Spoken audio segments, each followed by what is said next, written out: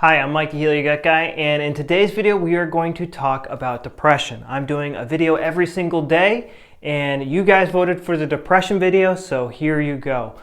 Depression is a very not fun symptom, but it is very fascinating from the German New Medicine perspective. Very intelligently explained. Dr. Hammer worked at a psych ward for a lot of his career, and he would take the CT scan of all of his, he had the whole spectrum of mental conditions, and there was a very clear pattern in the people who had depression versus the people who had no depression or other psychiatric symptoms. So in this video, I'm going to just show you the root cause that Dr. Hammer saw for depression and some strategies you can take to overcome it. Alright guys, so depression is one of the more advanced topics in German New Medicine, and in this video I'm going to share with you the basics so you can get started on handling this problem. So the simplest way to explain this is, have you ever seen a dog that is afraid of a rolled up newspaper? You hold the newspaper, maybe just even crinkling the newspaper, and they're already cowering in the corner. But if you show a rolled up newspaper to my dogs, they're going to get happy and excited because they know it's playtime. What is the difference between these two types of dogs? Why is one dog afraid of the newspaper and the other dog gets excited and happy when they see the newspaper? It is because of their past experiences associated with the rolled up newspaper. The dog that's afraid of it was beat or something like that with the rolled up newspaper, so it makes sense that that would evoke negative emotions. And the dogs that are happy, it makes sense that the rolled up newspaper is associated with, oh, good things are about to happen. So I'm sure you live a life similar to most other people. Maybe you have a spouse, maybe you have a brother or sister, and your lives are quite similar. There's somebody that has a life somewhat similar to yours. Better yet, I bet there's people who have a much more stressful life than you, yet they have normal emotions. Why do you get depressed and they don't? You guys have the same stimulus in your life. There's a lot of other people who have more negative stimulus in their life, yet your body triggers depression and theirs doesn't. Why is that? And Dr. Hammer had the answer for us. But the first step in trying to identify what is going on here, we have to figure out when the depression started. When did your depression start?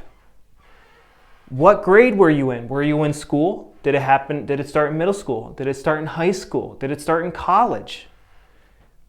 What job were you in? Maybe you had a nasty boss.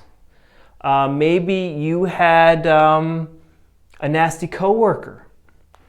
Maybe it happened after a breakup. I see depression happen a lot after breakups. Remember, stress is a threat to our survival. And so when we experience a stressful situation that catches us off guard, it puts an organ into overdrive. And if it happens to be one of the organs that are controlled in the temporal lobes, which are right here, and this is what this is representing here, it can trigger either mania or depression. And so for the people suffering with depression, they had a conflict shock where this overdrive, significant biological special program, the overdrive is controlled from the right temporal lobe. Every time Dr. Hammer saw someone suffering from depression, he would look at their CT scan and they would have a ring-shaped formation in this part of their brain right here, in one of these 5 locations.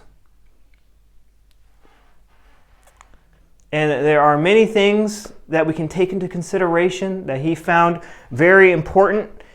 and guessing where this could be. I mean, this could be like literally a 3-hour video, but I want to make it very simple and easy to understand for you. You know, I see a lot of people with heartburn because it's a digestive issue, and that can be on this relay and cause depression. Right-handed males and left-handed females are more prone to depression because that's how the brain is wired. This is what Dr. Hamer discovered. I know it sounds a little out there, but he did not write something down unless it was true 100% of the time. Our hormone status, men's hormone status doesn't get played as much with as a female's hormone status with all the birth control pills and stuff like that, and pregnancy. There's a lot of things that can play with a female hormone status, but most men have a normal hormone status. But this is such an advanced topic, so I want to keep it simple, guys. He was a brilliant doctor, guys, and he worked in a mental ward for years and was able to map out the whole spectrum of mental conditions. And so for depression, it's conflict active. The biological purpose of depression is it's a conflict active symptom. So I see a lot of identity and territorial anger conflicts. So like if you have like an invading army like coming through your town, coming through your city, and you're experiencing territorial anger, one half of the population is going to deal with it in a manic way. All right, what are we going to do to kill these guys and stuff like that? And that might be a good way to deal with it, but it's also very dangerous. And then the other way to deal with it is to become depressed and kind of like hide and be out of the action and wait for it to blow over. Depression has a survival purpose. Step number 1 is to identify when the depression started and then what was the stressful event that triggered that depression. It is a conflict active symptom. So it's something, when you're conflict active about something, it's like something you're obsessed about. You'll be thinking about it a lot. The more intense the depression, the more intense the conflict. This program takes place, it's an ectodermal, in the ectodermal tissues, the temporal lobes. It's one of the more advanced and youngest part of the brain, so it usually has something more to do with our social contracts. And it could be any 5 of these organs that's affected. I'm not going to go over all these things, but I want to name out these types of conflicts it can be to see if it rings a bell in you. This is the red is the feminine way to experience the conflict. This is I could literally explain this for like hours. It's so fascinating I want to, but I want to keep this nice and simple for you guys. So it's either a scare fright conflict, a territorial fear conflict, a sexual conflict, a territorial loss conflict, an identity conflict, a territorial anger conflict, and then we have a marking conflict. There are specific parameters which can get all this right, but I'm not going to go into it. But depending on the situation, any one of these things can trigger depression if the circumstances are right. And Dr. Hamer mapped this out. You really need to work with an experienced German New Medicine practitioner or someone who knows German New Medicine well to help you identify this. But the big thing you can do right now is ask yourself, when did the depression start? When did it start? And then try to figure out the stressful situation that could have triggered that depression. And if you're still depressed now, you're still stressed out about it.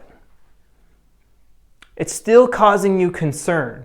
And the depression isn't going to go away until we address that concern.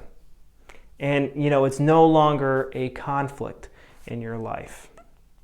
So that's the gist of it. There are a few things that I need to point out here. If you are suicidal at all, not all depressed people are suicidal, but if you are suicidal at all, this is a constellation and it needs to be handled with care. So I would definitely recommend working with a German New Medicine practitioner if you are suicidal. If it's been going on, if you have heart palpitations and stuff like that, if this depression has been going on for more than 6 months, again, handle with care. Work with a German New Medicine practitioner. In this situation, they recommend downgrading the conflict versus flat out resolving it, because the healing phases can be really rough in those types of situations. Yeah, guys, this is a really big topic, but I hope I gave you some steps to help you start to tackle this problem in your life. If you're dealing with gut issues, please use my 30-day plan. It's absolutely free. And I'll show you what I did and what my students did to get rid of their gut issues. But in the holistic community, there's this big idea that depression happens in the gut, and this is absolutely not true whatsoever. Depression can be linked with heartburn, but it's not caused each other. They just happen to coincide together. They don't cause it. So fixing your gut issues will not fix your depression, because depression is control. I mean, if any symptom was going to be controlled in the brain, it would be depression. I mean, that's just common sense right there. So we need to figure out the stimuli that triggers depression. And once we find that stimuli, we can work on coming to peace with it and really putting this problem to bed. That is how you get rid of depression. All right, guys, I'm making a video every single day, so if you have any questions, please leave them down in the comments and I will get around to answering them. Bye.